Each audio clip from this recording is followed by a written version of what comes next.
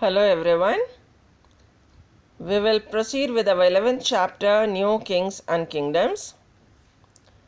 Today we will start part 2 of this lesson. We will discuss about from Urayur to Tanjavur, how did Cholas rise to power, splendid temples and bronze sculpture, agriculture and irrigation. I would like you all to open reader page number 105. Here Chola kingdom and its neighboring kingdoms are given. Please draw this map or trace outline map keeping your book on this page of the reader and mark all those places and color it. It is very important. And this map, in this map you can see in South India Cholas have ruled, and where present day Karnataka and Maharashtra are there, Chalukyas ruled over this region. Now we will start with from Urayur to Tanjavur. How did Cholas rise to power? A minor chiefly family known as Muttarayar held the power in the Kaveri Delta. They were subordinates to the Pallava kings of Kanchipuram. Vijayala, who belonged to an ancient chiefly family of the Chola from Urayur, captured the delta from the Muttarayar in the middle 9th century. He built the town of Tanjavur and a temple for goddess there. The successors of Vijayala conquered neighboring regions and the kingdom grew in size and power. Now, there was a powerful family on Kaveri Delta, and his subordinates to Pallava king of Kanchipuram, Vijayala. He belonged to a ancient chiefly family of Cholas from Urayur, and he captured the region of Kaveri Delta in the middle of 9th century. He built a town named Tanjavur and also a temple for goddess. Now his successor or after him, Vijayala, became the king, and he conquered neighboring regions and the kingdoms, and they grew in size and power. The Pandyan and the Pallava territories to the south and north were made part of this kingdom. Rajaraja I, considered the most powerful Chola ruler, became king in 1985 CE and expanded his control over most of these areas. He also reorganized the administration of the empire. Rajaraja's son Rajendra I continued his policies and even conquered the Ganga Valley, Sri Lanka and countries of Southeast Asia, developing a navy for these expeditions. Now Pandyan and Pallava territories, they were towards south and north of this kingdom. Rajaraja I, he is considered to be the most powerful Chola ruler. He became king in 1985 CE. He expanded his control. He also reorganized the administration of the empire. Now Rajaraja's son was Rajendra I. He continued the policies made by his father, and he conquered regions of Ganga Valley, Sri Lanka and countries of Southeast Asia. He also developed navy. Splendid temples and bronze sculpture. The big temples of Tanjavur and Gangaikonda Cholapuram, built by Rajaraja and Rajendra, are architectural and sculptural marvels. Chola temples often became nuclei for settlements which grew around them. They were also the centers of craft production. Temples were also endowed by land by rulers as well as by others.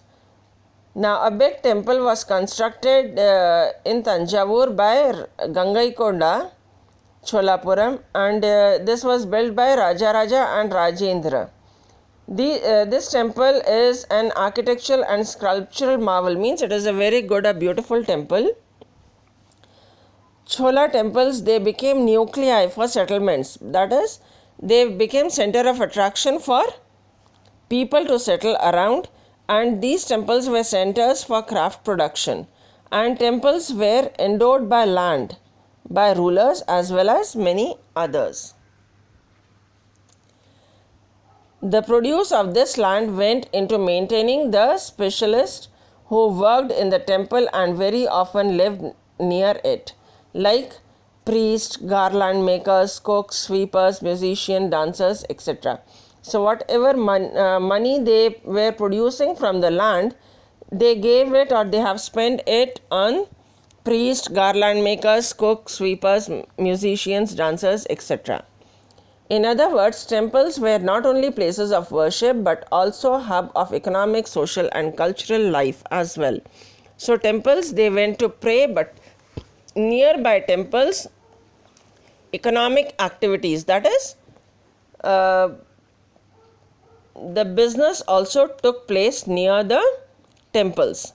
Amongst the crafts associated with temples, the making of bronze images was the most distinctive. Chola bronze images are considered to be the finest in the world.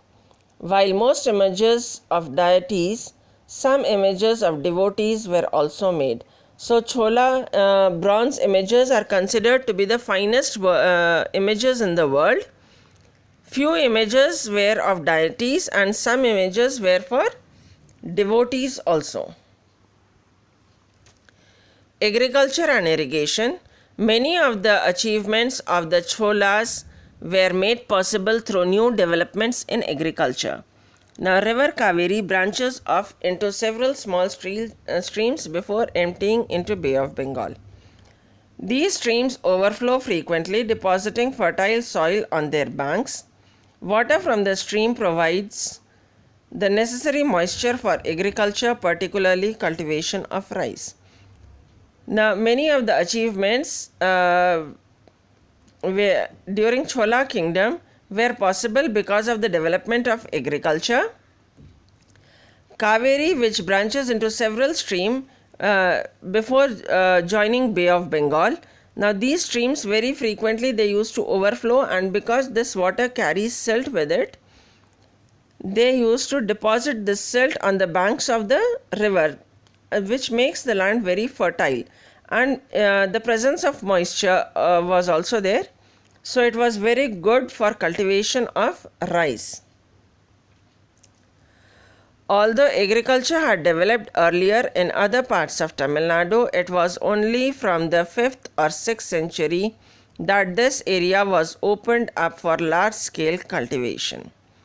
Forests had to be cleared in some regions, land had to be leveled in other areas.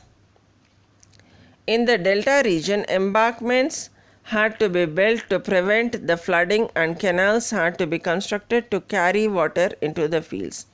In many areas, 2 crops were grown in a year. In many cases, it was necessary for water the crops artificially. A variety of methods were used for irrigation. Now, agriculture generally developed in around 5th or 6th century. At many places, forests were cleared and land was leveled. Now, even in near deltas, embankments were built to avoid flooding, and canals were constructed to irrigate the fields. In many areas, 2 crops were grown in a year, and water was supplied to the fields or to the crops artificially, and many methods for irrigation were developed. In some areas, wells were dug. In other places, huge tanks were constructed to collect rainwater. Remember that irrigation works require planning, organizing, labor and resources. Maintaining these works and deciding on how water is to be shared. Most of the rulers as well as people living in villages took an active interest in these activities. So in some areas they have dug wells for irrigation, in other areas they have constructed tanks, and they used to harvest rainwater or they used to collect rainwater, And to do all this thing, they require a lot of planning and organizing labor and resources, and maintaining these works and deciding how water is to be shared.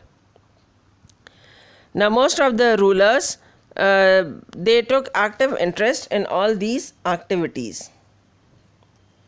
Today we have learnt about from Orayur to Tanjavur how did Chola rise to power. Then splendid temples and bronze sculptures, agriculture and irrigation. Homework first question. Read the first two paragraphs of the section titled Agriculture and Irrigation and comment on it. This paragraph is given on page number 106. This you have to write on your own. Generally, commenting or discussing on the paragraph, you have to divide your matter into 3 paragraphs. First, you write that these paragraphs are taken from the lesson New Kings and Kingdoms. Second sentence in this paragraph will be, it discuss on agriculture and irrigation. Please write these 2 sentences and change the paragraph. Then you read these paragraphs and give your own views on this paragraph.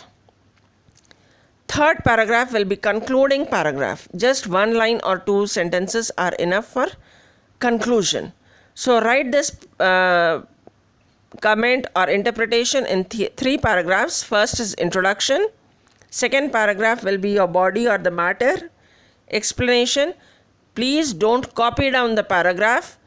Write hardly 3 to 4 sentences. The gist of the paragraph you have to write. And third paragraph will be conclusion or concluding part, in which you can write 1 sentence or 2 sentences are more than enough.